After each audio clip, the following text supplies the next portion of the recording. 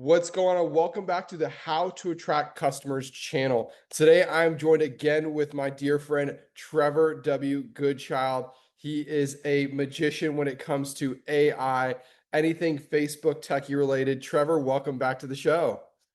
Good to be back. Glad to Yeah. discuss all things tech, AI, SEO, and other related topics. This is important right now as the world changes and gets swallowed up by AI.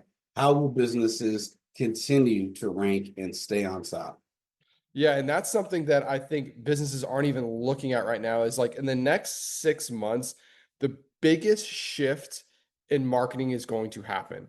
And it's how people search for products, services, and think about it yourself as a customer. For those of you who are listening, nowadays, when you go search for something, do you go to Google now or do you go to ChatGPT? Those are the big things that people are indirectly doing that they don't even realize they're doing, right? So, yeah, with that being said, today we're going to be going over the three shifts in marketing that are going to be happening in the next 12 months. So, Trevor, what do you feel like is going to be the first biggest shift with AI in marketing? Well, I think really this reminds me of The Matrix, and it's not where Neo dodges bullets or flies or does the crazy stuff. It's a quieter scene where Neo asks Morpheus, "Why do my eyes hurt?" And Morpheus tells Neo, "Because you've never used them before." And that line wasn't about sight, but about perception. I feel like there's a similar divide bridging between those doing traditional SEO and those doing AIO or AI overview or AI generative search ranked, whatever you want to call it. There's GEO, right? As long as it's not called Geico, I think we're good. Yeah. But, the first shift that I would say happening in the next 12 months when it comes to the way search is changing, the way businesses are being found online, is that search is becoming answer driven, not just link driven, right? We're used to seeing those 10 hyperlinks on the front page of Google when we Google a short term or long tail phrase.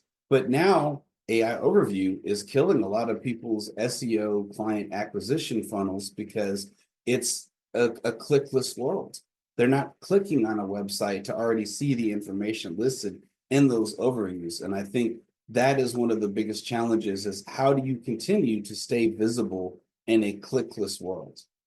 Ooh, that's pretty impactful. So, moving into like going from link driven answers to which is click to more of an answer driven search. What does that look like? Like how it's like to me, I'm looking for answers nowadays, not looking for really research. How do you think that's going to affect the way people market themselves in their business? Well, I think there's going to be people that continue trying to do the same thing and expecting different results, the definition of insanity. And then there's going to be the people that understand exactly what it means to have an answer-driven website that you're trying to rank.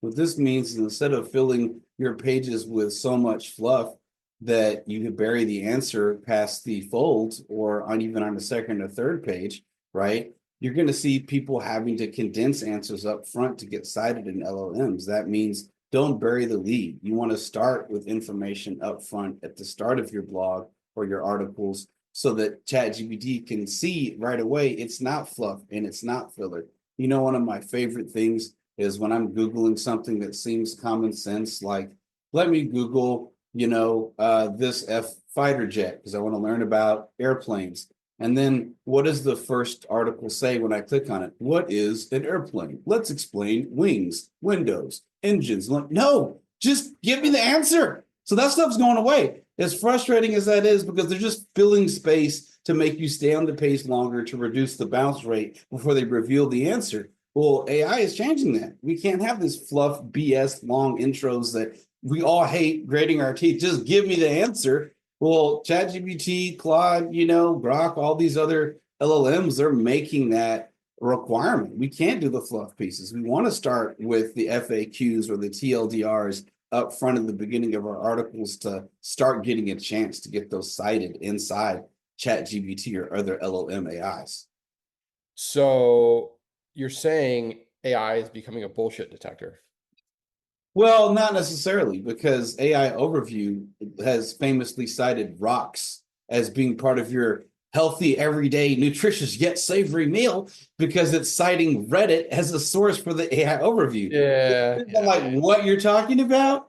In answers inside an LLM versus Google's AI overview are two different things as well. So Yep. So for those listeners out there that don't know, like, what is Trevor and Tony talking about? What is an LLM?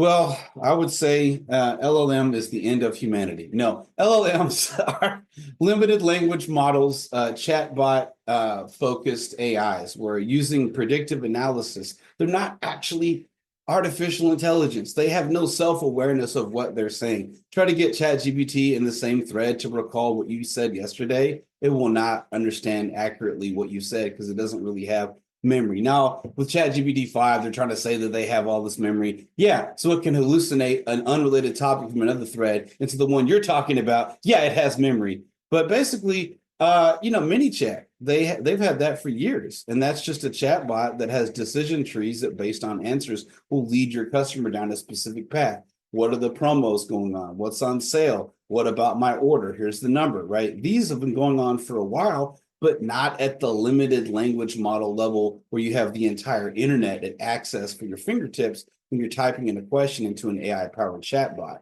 What AI overviews are changing and why that's hurting SEO is, let's say your page, you're a dentist and you're on the front page of Google when someone is Googling, what's the difference between Invisalign and braces? All right.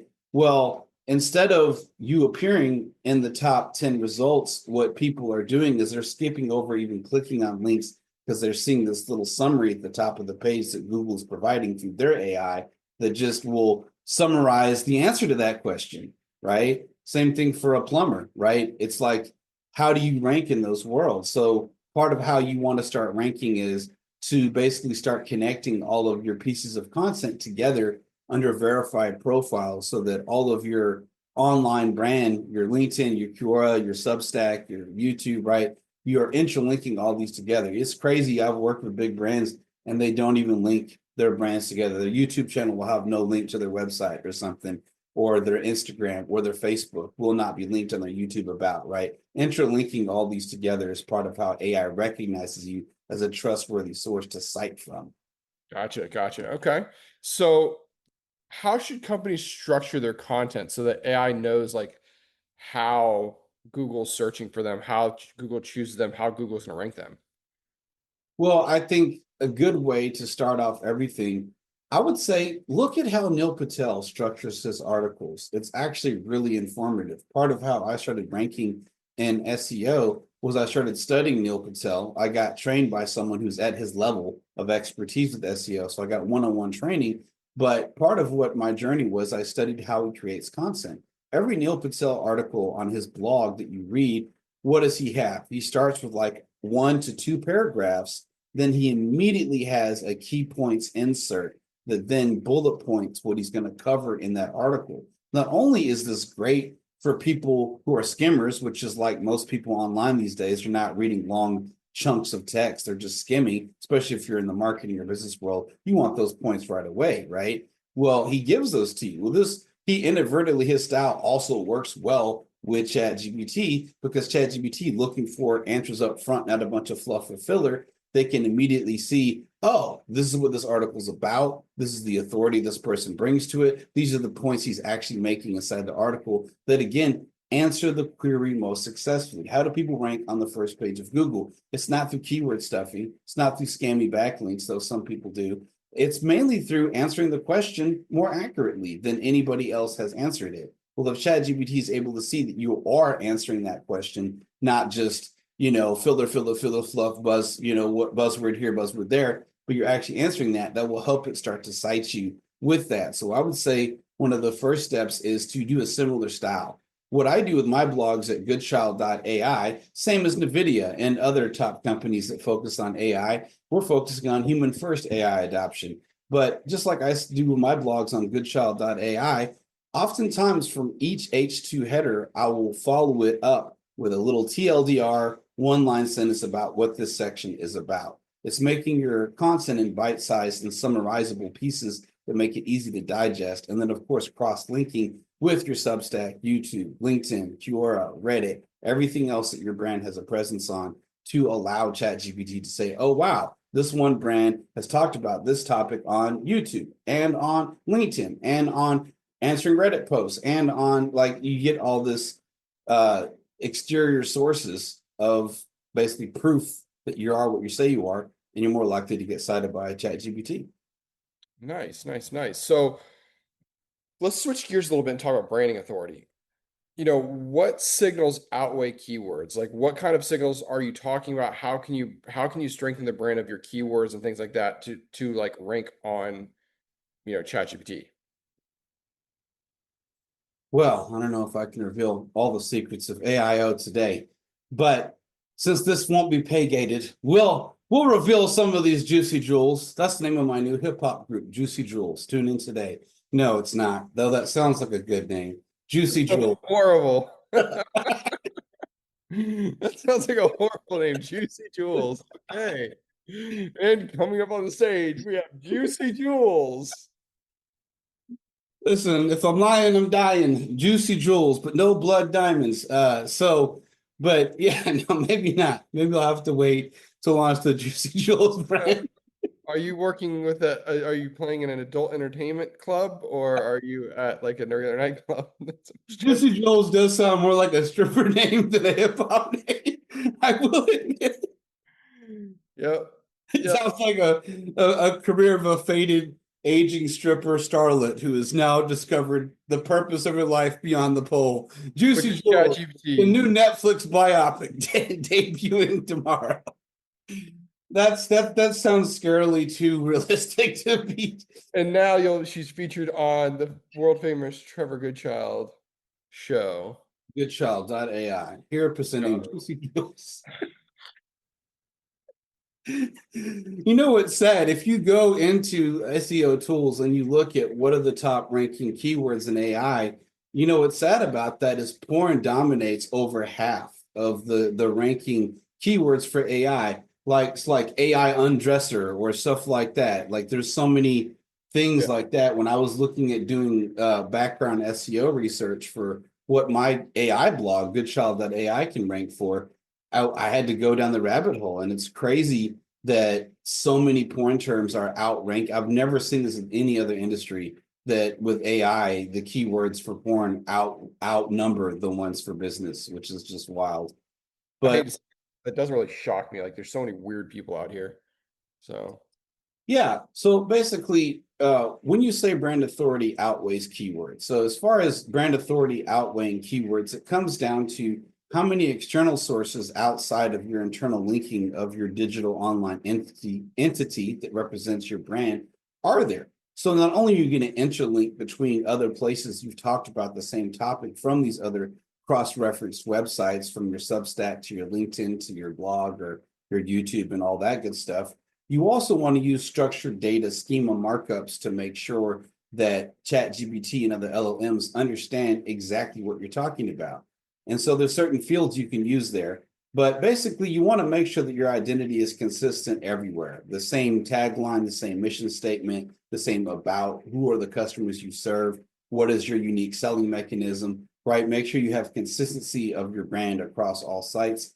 And the more times AI sees your name in the field, the more likely there are to rank you. So getting interviewed on podcasts, getting interviewed on YouTube, getting interviewed in different video syndications, and linking this back to your main core hub content will also strengthen AI's ability to want to preference you as a brand to rank above others. gotcha. So when it comes to though, like people in the beginning of our episode, we talked about, ranking on Google or not ranking on Google, ranking on ChatGPT, ranking on the AI platforms. Cliff Notes version, simplest explanation. How do I, as a company, as a Fortune 500 company, how would I want to quickly focus on how to rank on AI? Because right now, I feel like most companies are not focused on that. And I'm not asking for the juice. If you go to Goodchild.ai, you could reach out to him directly and get the exact juice, okay? Because he helps with this. If you are like, can you just pay me? Can I just pay somebody to get me ranking? Trevor is the man, Okay. And I don't talk about promote people's services on my podcast, on my episodes too much, but Trevor is the man for that. So definitely go out to him. But for just so people can kind of understand and grasp, okay, I need to focus on ranking on AI. Why? Because the world is learning is going into ChatGPT as a search engine almost. It's an answer engine now. Okay. So just like the other day, I was like, what should I pay for a fence? I'm looking at getting a fence on my house. How much should I pay? It gave me all the responses. And I really realized there's definitely some crooked people in the fencing industry. Like there's some crooked people. I also asked it, what should I look out for in a fence? It told me. And then based on everything I'm looking out for in a fence, who would be the best company I should go with? And guess what? That's the company I went with. So how could I be the fence company that I went with? How could I be that person? Well, it comes down to consistency. I think the biggest like SEO hack I can teach anybody really comes from a little book called The Ultimate Sales Machine by Chuck Shepherd, where Chuck Shepherd talked about, and I actually met his daughter Amanda at a business conference, which led me to buy the book. And he talks about in chapter 4 the value of edutainment, the value of educating people about a topic so that after you've taught them something, first they have a feeling of reciprocity because they learned something from you. And then two, you become a brand authority. You're an authority in their eyes because they've learned from you. Really, that's kind of at the heart of all this AIO stuff and making sure that you start ranking LLMs. How much valuable content can you consistently produce that AI and human beings see as being more valuable than your competitors? Lead with value-based content up front. Not only will that help you rank in LLMs, but it'll also help you engender a longer CTV, a longer lifespan for customer loyalty of coming back. Because if they learn something good from you and it's not fluff, it's not filler, it's not BS, they're more likely to come back and seek more ways that your brand can help them solve the pain points that your product or service does. So that really is one of the secret hacks, and how you format. So it's kind of like you want to write for people, but format for machines. So while you still do want to be value based upfront, edutainment style, which would help with the AI slop and the crap, we see everywhere of these half-assed attempts at trying to write with ChatGPT for all of your content, not editing it, not fact checking it, publishing it on your website, having other businesses be like, wow, we can't take you seriously because this is obviously ChatGPT, emoticonned out, not factually correct, not edited at all, right? So do your due diligence. Don't use AI to replace good content, but to augment it, which means you want to basically stop chasing, massive content over quality, right? You want to pick depth over volume. So I would probably suggest pick 3 to 5 core topics you want your business to be known for and really go deep on that, right? What I did for one of my brands, which I've worked at for the past 10 years until pivoting into AI and into other topics that I'm working on, was how to help people who have been restricted on Facebook, because I've worked at Apple, Microsoft, and Facebook. And so one of the things that I've done is I've become the go-to authority by writing actually helpful articles that are in-depth, educational, structured through all the best practices for traditional SEO. But in addition to that, it really gave me a lot more resonance with my target audience because I wasn't just doing one weird trick to cure belly fat, right? Not clickbait headlines, but actual content people can grow and learn from to inspire reciprocity, to inspire brand authority, and to inspire LLMs to start linking me in the results. I would say also that consistency factor. I will reiterate this again. Make sure you have the same exact branding, I would say, for your logo, your statement, for how it appears on every one of your websites. Make sure every one of your sites is linked together. It's crazy. I've actually gotten business through Pinterest. It's not my main platform. I'm not in the demographic that I think Pinterest serves, but by cross-linking between Pinterest and Twitter and LinkedIn and Substack and Quora and maintaining that brand consistency, people know exactly who I am, what I do, and who I serve, no matter what site they're on. LLMs love that stuff because if they're pulling from this rando Pinterest image and they're pulling from this rando short Twitter post and they're pulling from this rando YouTube video, when they keep seeing the same brand, the same message, the same pain points being solved, they're gonna rank that stuff, right?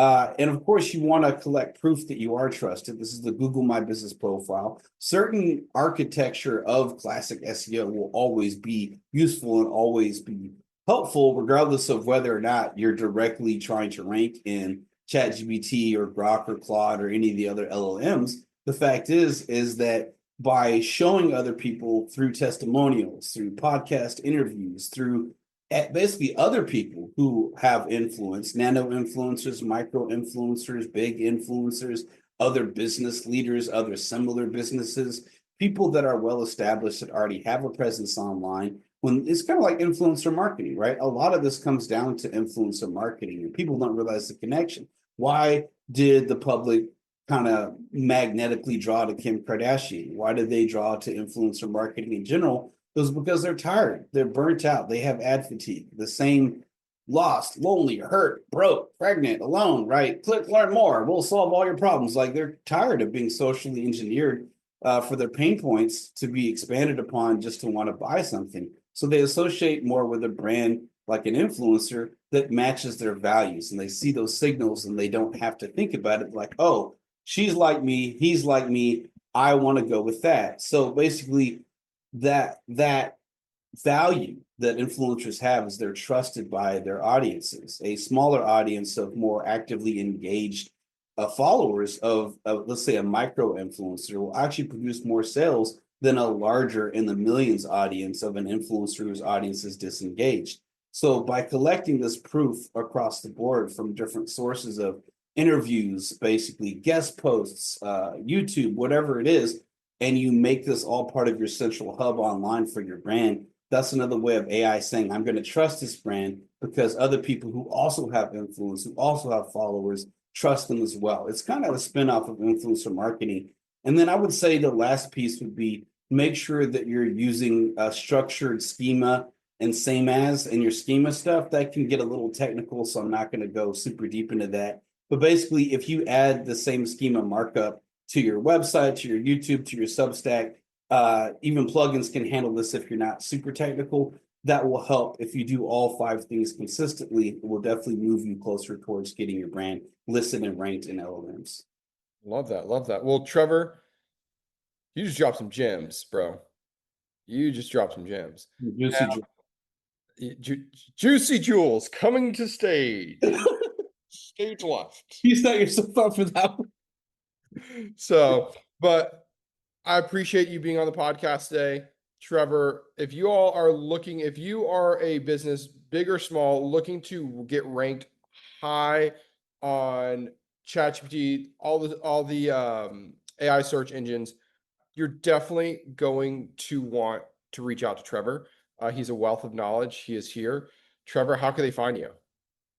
Well, my email is trevor@trevorwgoodchild.com. You can also check out my brand new and best-selling book, ChatGPT AI Secrets, on Amazon.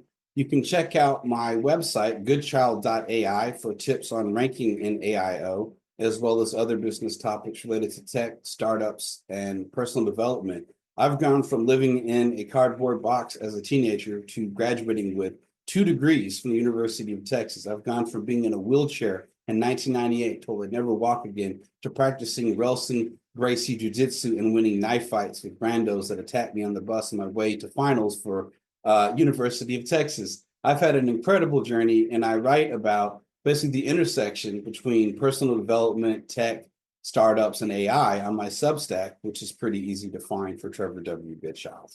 Awesome. Well, thank you all so much. Catch us on the next one. I'm sure Trevor will be joining us again because I have so many more questions. But Trevor, thank you for your time today. Thanks for having me.